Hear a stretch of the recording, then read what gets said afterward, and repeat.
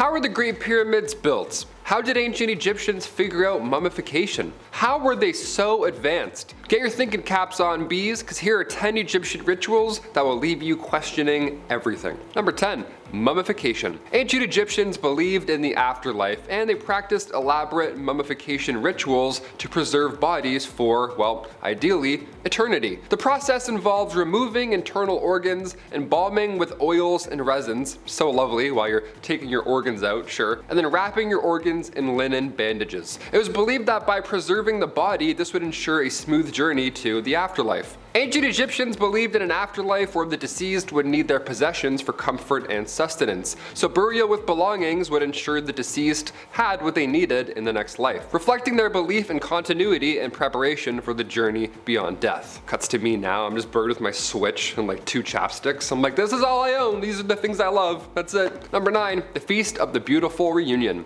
A feast, a reunion, this is already sounding like a great time. The Feast of the Beautiful Reunion was an ancient Egyptian ritual celebrating the reunion of the goddess Hathor with her father, Ra. Now, during this fun, lovely festival, Egyptians engaged in music, dancing, and as its title suggests, a large, lovely feast. It was a time of joy and revelry, with people wearing elaborate costumes and masks to honor the gods. I'll remember this next time I'm smashing Burger King at 2 a.m. I'll go, what a beautiful feast.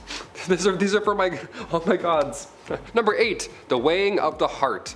In ancient Egyptian mythology, the weighing of the heart ceremony held immense significance in the journey to this afterlife. This was a big step. You don't want to miss this one. You don't want to miss your official weigh-in. It was believed that upon death, the soul underwent judgment by Osiris, the god of the afterlife. Now, the heart, considered the seat of a person's morality and deeds, was then weighed on a scale against the feather of Ma'at, the goddess of truth and justice. Now, this ritual was depicted in the Book of the Dead, a funerary text guiding the deceased through to the afterlife. Now, if the heart balanced with the feather, it indicated that the deceased had lived a virtuous life in accordance with Ma'at's principles. So such individuals were deemed worthy of entering a blissful afterlife, joining the gods in the field of reeds. However, if the heart outweighed the feather, it signaled moral imbalance and wrongdoing during one's earthly existence. So in such cases then, the soul faced dire consequences, including being condemned to the devourer, amit, or eternal punishment in the underworld. Yeah, does your heart weigh more than a feather?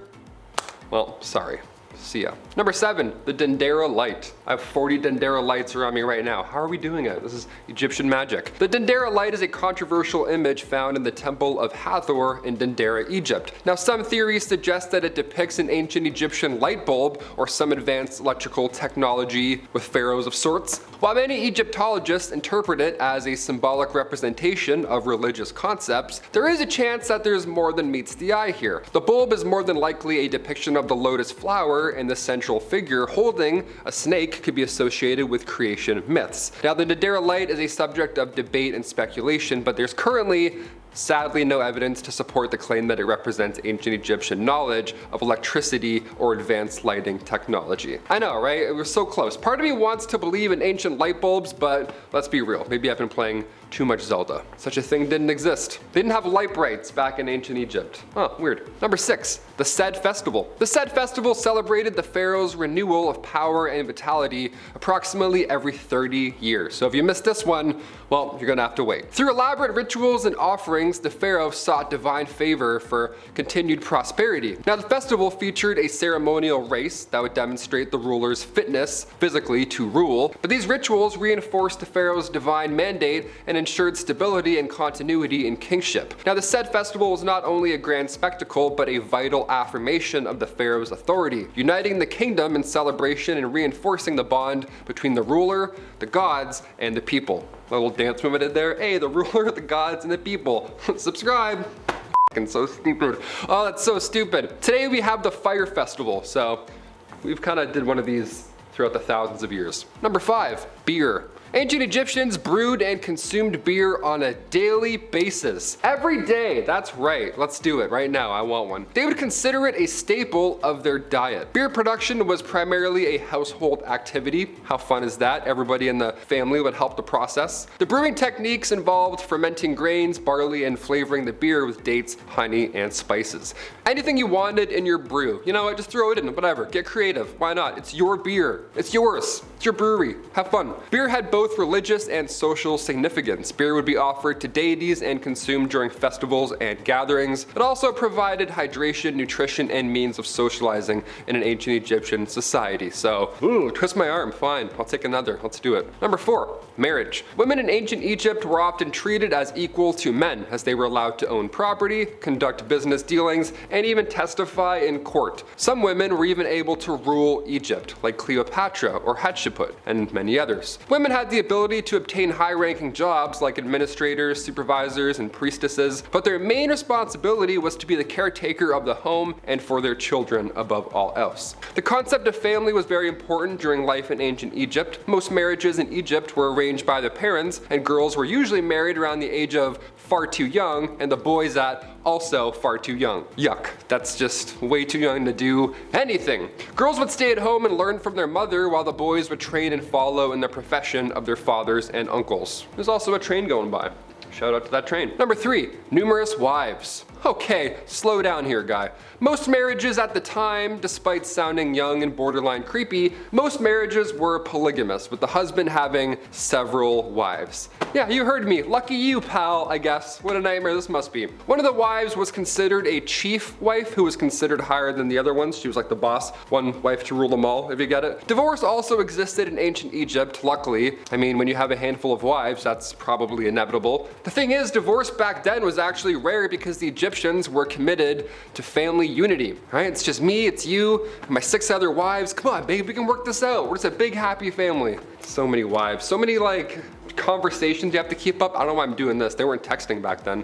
Definitely not. Number 2, trusty servant. In ancient Egypt, it was common for servants to accompany their masters into the afterlife. Where you're going, I'm going, pal. Let's do it. This practice reflected the belief that individuals needed assistance and companionship, even in the realm of the dead. Sure, servants were considered essential for ensuring the comfort and well-being of the deceased in their afterlife. They would be depicted in tomb paintings and inscriptions, and their statues or figurines would be placed in tombs to serve the deceased. These servants were believed to continue their duties in the afterlife, providing sustenance, performing daily tasks, and maintaining the dead's social status. That's commitment right there, folks. I mean, where you go, I go, even in death? That's crazy. I better get benefits. This is a crazy job. Number 1, Egyptian pyramid construction. Contrary to popular myths, the builders of the Great Pyramid of Giza were not slaves, but rather paid laborers. This fact has been proven by archaeological findings that reveal the existence of well-organized worker villages right next to these pyramid sites. These laborers were compensated with a diet that included meat, garlic, onions, and a type of beer, which not only provided necessary nutrition, like I mentioned earlier, but also formed part of their wages. It's like any construction job when you're 18. Hey, I'll pay you in beer. How does that sound? There you go. Such provisions ensured the workers had sufficient strength and stamina to perform these arduous tasks required in, say, I don't know, pyramid construction. It's got to be exhausting. The presence of nearby medical facilities and substantial quantities of animal bones at these worker sites further supports the notion that these workers were valued and well cared for by their employers, challenging long-held stereotypes about these pyramid construction ideas. Ergo, slaves. Those were 10 Egyptian rituals that will leave you questioning everything. What did I miss? Comment down below. I'm your host, Taylor McWaters. We'll see you next time on Bumblebee. See ya. I gotta get a haircut. That's, every time I look at that, I'm like, yep, gotta cut it. Number 10. Is that a drill or just a fan? That's just a fan, right? It's not a drill. Who's drilling?